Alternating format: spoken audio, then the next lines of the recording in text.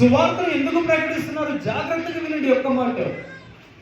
సువార్తను ఎందుకు ప్రకటిస్తున్నారు అంటే, మనిషి నిస్సహాయ స్థితిలో ఉండి ఎవరిని వేడుకోవాలో, ఎవరిని అడగాలో, ఏ దేవుణ్ణి అడిగినా మాకు సమాధానము లేదు, ఏ దేవుణ్ణి అడిగినా సరే మాకు సమాధానము దొరకట్లేదు, మేము ఎవరిని అడగాలి, ఏం చేయాలి అని చెప్పేసి మనిషికి ఎటువంటి దిక్కు తోచని స్థితిలో ఉంటే, ఆ సమయంలో సరే మీరు చాలా మంది దేవులను ప్రయత్నం చేశారు కదా, చివరిగా మీ ప్రయత్నముగా యేసు ప్రభు అనేటువంటి ఒక దేవుడు ఉన్నాడు, ఆయన గురించి తెలుసుకోనండి, ఆయనకు ప్రార్థించండి.